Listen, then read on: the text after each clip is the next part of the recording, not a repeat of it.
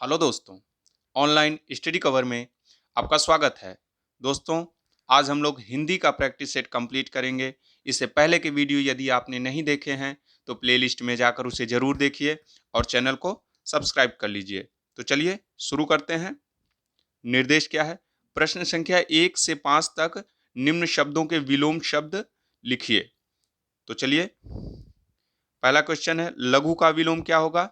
तो लघु का विलोम क्या होगा? गुरु। लघु का विलोम गुरु। विग्रह का विलोम क्या होगा? विग्रह का विलोम संधि। ठीक है, आगे चलें। संकीर्ण, संकीर्ण का विलोम क्या होगा? संकीर्ण का विलोम होगा विस्तीर्ण। क्या होगा? विस्तीर्ण। साधु का विलोम, साधु का विलोम असाधु। क्या होगा? असाधु। सापेक्ष का विलोम क्या होगा?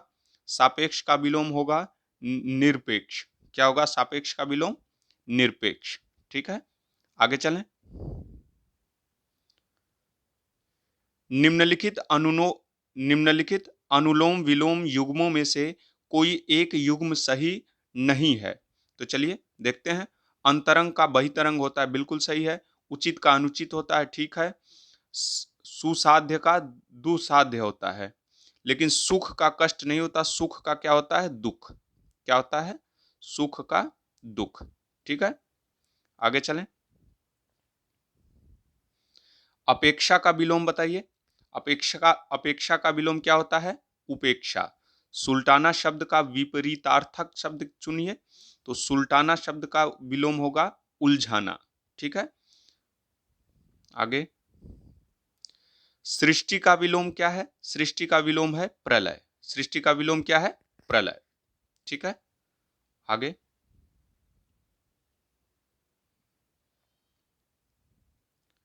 राजा का विलोम क्या है?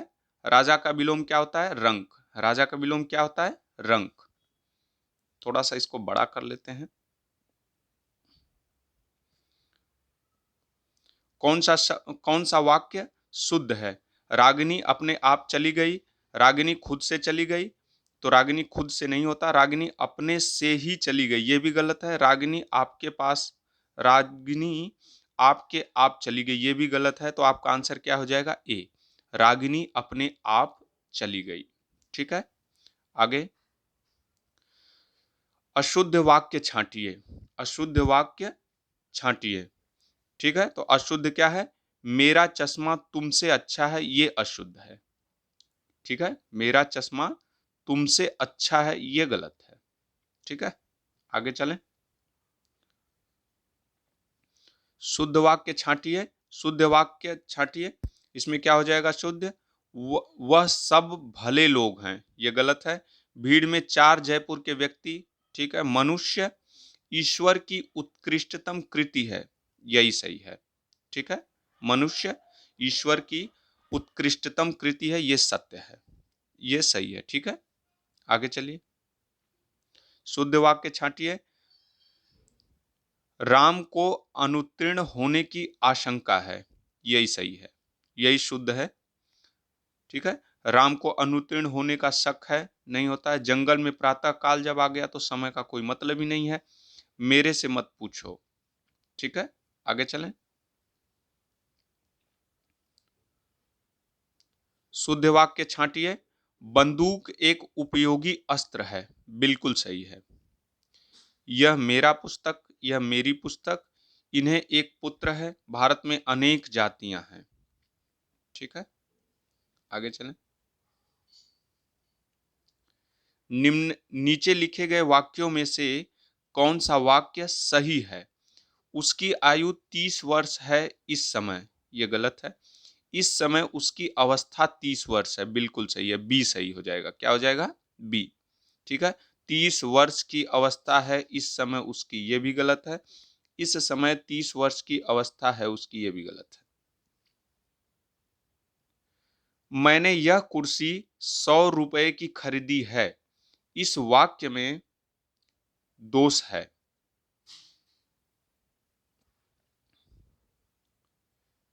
मैंने यह कुर्सी 100 रुपए में खरीदी है, इस वाक्य में दोष है। दोष किसका दोष है? ये परसर्ग का दोष है। किसका? परसर्ग का। ठीक है, मैं इतना मीठा चाय नहीं पी सकता, इस वाक्य में दोष है तो अन्विति का, किसका? अन्विति का दोष है। आगे चले। 19वां, इस वाक्य में अशुद्ध भाग का चयन कीजिए। तुष्टीकरण करने की नीति अपनाकर न तो व्यक्ति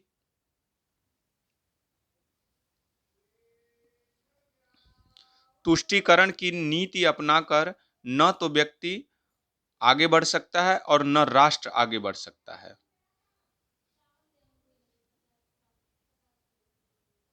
तो इसका आंसर क्या हो जाएगा? ए हो जाएगा। तुष्टीकरण करने की नीति, सिर्फ तुष्टीकरण की नीति होता, ठीक है, करने की कोई मतलब नहीं है। तो आपका आंसर क्या हो जाएगा? ए। आगे चलें। इस वाक्य के अशुद्ध भाग का इस इस वाक्य के अशुद्ध भाग का चयन कीजिए। जो स्त्री अपनी नौकरी को परिवार से अधिक महत्व देती है वह विवाह नहीं करती। तो आपका आंसर इसका भी क्या हो जाएगा? ए। इसका भी क्या हो जाएगा? ए। जो स्त्री अपने, ठीक है। आगे चलें। जिजीविषा का अर्थ क्या है? जिजीविषा का अर्थ होता है जीवित रहने की इच्छा। क्या हो जाता है? जीवित रहने की इच्छा। अभ्यंतर, अभ्यंतर का सही अर्थ क्या होता है? तो किसी वस्तु का भीतरी भाग। अभ्यंतर का मतलब क्या होता है? तो अभ्यंतर का मतलब होता है किसी वस्तु का भीतरी भाग, ठीक है। आगे चलें।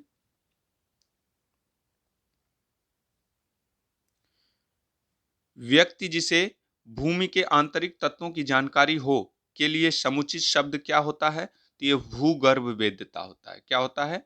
भूगर्भ वेत्ता, ठीक है।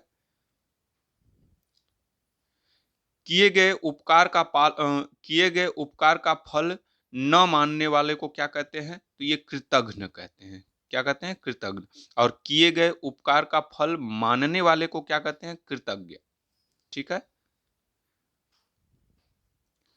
पति या पत्नी के पिता का घर क्या होता है? पति या पत्नी के पिता का घर क्या होता है? तो ये ससुराल होता है। क्या होता है? ससुराल। जिसका अनुभव किया गया हो, जिसका अनुभव किया गया है उसके लिए एक शब्द होता है अनुभूत। क्या होता है? अनुभूत। जिसकी पहले आशा नहीं की गई हो, जिसकी पहले आशा न की गई हो, वो क्या होता है? अप्रत्याशित। क्या होता है? अप्रत्याशित, ठीक है। आगे।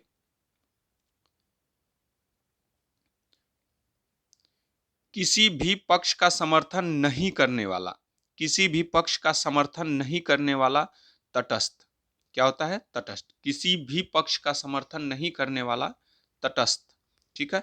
युयुत्सु का अर्थ क्या होता है? युयुत्सु का अर्थ क्या होता है? तो युद्ध की इच्छा रखने वाला। युद्ध की इच्छा रखने वाला क्या होता है? युयुत्सु। जिसमें अपमान का भाव हो वह हंसी क्या कहलाती है? वह उपहास कहलाती है। क्या कहलाती है? उपहास। रसोई का तत्सम शब्द क्या होता है? तो रसोई का तत्सम होता है रसवती। क्या होता है? रसवती, डी, ठीक है। आगे चलें।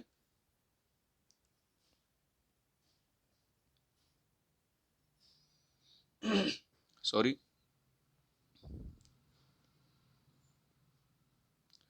हल्दी शब्द का तत्सम क्या है? हल्दी शब्द का तत्सम क्या होता है? हरिद्रा। क्या होता है? हरिद्रा, ठीक है। समझ शब्द का तत्सम, समझ शब्द का तत्सम होता है समबुद्धि। क्या होता है? समबुद्धि।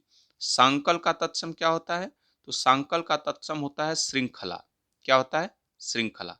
सांकल का तत्सम श्रृंखला। आगे।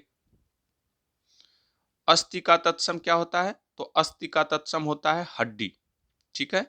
कौन सा शब्द तत्सम नहीं है? तो तत्सम नहीं है आंसू तत्सम नहीं है।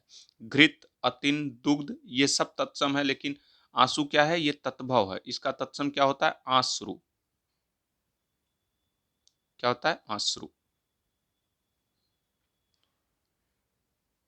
इनमें से कौन सा शब्द तत्सम है? तो तत्सम कौन सा है? तो ये रुक्ष। क्या होता है? रुक्ष। कौन सा शब्द तत्भव नहीं है? तो तत्भव नहीं है मतलब कौन सा शब्द तत्भव नहीं है? तो तत्भव नहीं है मतलब तत्सम होगा तो गोमय। ठीक है, गोमय, ये गोबर का तत्सम होता है। तत्भव शब्द पहचानिए। तो गोमय, हरिद्रा, पर्यंक ये सब तत्भव है, ये सब तत्सम है। लेकिन तीखा क्या है? ये तत्भव है। क्या है? तीखा। तीखा का तत्सम क्या होता है? तिक्त। क्या होता है? तिक्त। आगे चलें। इनमें से कौन सा शब्द तत्भव है? कौन सा शब्द तत्भव है? तो ये कंधा। क्या है? कंधा। कंधा क्या होता है? तत्भव। कंधा का तत्सम क्या होता है? स्कंध। स्कंध। ठीक है। मत्स्य, मृत्यु, दंत ये सब तत्सम है। प्रयोग की दृष्टि से क्रिया विशेषण का भेद नहीं है। तो प्रयोग की दृष्टि से क्रिया विशेषण का भेद नहीं है, तो यह परिमाणवाचक क्रिया विशेषण यह प्रयोग की दृष्टि से नहीं है। ठीक है, आगे चलें। रूप की दृष्टि से निम्नलिखित में से कौन क्रिया विशेषण का भेद नहीं है? तो रूप की दृष्टि से क्रिया विशेषण का भेद नहीं है, साधारण क्रिया विशेषण। क्या है? साधारण क्रिया विशेषण। थोड़ा धैर्य रखो, सब ठीक हो जाएगा। वाक्य में किस प्रकार का क्रिया विशेषण है? तो ये परिमाणवाचक क्रिया विशेषण। कैसा? परिमाणवाचक। ठीक है, आगे चलें। किस वाक्य में क्रिया भूतकाल में नहीं है? तो किस वाक्य में क्रिया भूतकाल में नहीं है? तो वह पढ़ने वाला है। वह पढ़ने वाला है, यह भविष्य काल में है। ठीक है, वह पढ़ने वाला है मतलब वह भविष्य काल में। ठीक है, सी हो जाएगा। निम्नलिखित में से कौन सा शब्द अविकारी नहीं है? तो अविकारी नहीं है, हाथी। अविकारी शब्द नहीं है, ये विकारी शब्द हो जाता है। ठीक है, यहां, इधर, उधर ये सब अविकारी है, इसमें परिवर्तन नहीं हो सकता। ठीक है, आगे चलें। इनमें कौन सा तात्कालिक वर्तमान काल का उदाहरण है? तात्कालिक वर्तमान काल का उदाहरण कौन सा है? तो वह जा रहा है। वह जा रहा है, यह तात्कालिक वर्तमान काल का उदाहरण है। ठीक है, आगे चलें। मोहन, उठकर बाहर जाओ, फूल ले आओ। इस वाक्य में बाहर किस प्रकार का क्रिया विशेषण है? मोहन, उठकर बाहर जाओ, फूल ले आओ। इस वाक्य में बाहर किस प्रकार का क्रिया विशेषण है? तो बाहर किस प्रकार का क्रिया विशेषण है? किस प्रकार का शब्द है? बाहर किस प्रकार का शब्द है? तो ये क्रिया विशेषण है। क्या है? क्रिया विशेषण। ठीक है, बाहर क्या है? क्रिया विशेषण है। यह कालवाचक क्रिया विशेषण है। क्या है? कालवाचक क्रिया विशेषण। सॉरी, कालवाचक नहीं, यह स्थानवाचक क्रिया विशेषण है। क्या है? स्थानवाचक क्रिया विशेषण। ठीक है, आगे चलें। किस वाक्य में क्रिया वर्तमान काल में है? किस वाक्य में क्रिया वर्तमान काल में है? तो इसमें क्या है? मोहन जा रहा है। ठीक है, मोहन जा रहा है, इसमें वर्तमान काल है। ये तो भविष्य काल है, ये भूतकाल, ये दोनों भूतकाल है। ठीक है,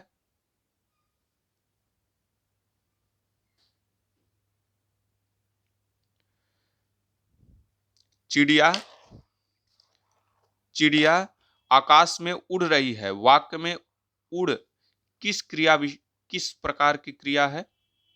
चिड़िया आकाश में उड़ रही है, वाक्य में उड़ क्रिया किस प्रकार की है? तो ये अकर्मक क्रिया है। कैसी है? अकर्मक क्रिया है।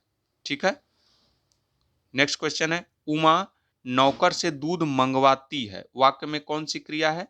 तो वाक्य में प्रेरणार्थक क्रिया है। कैसी?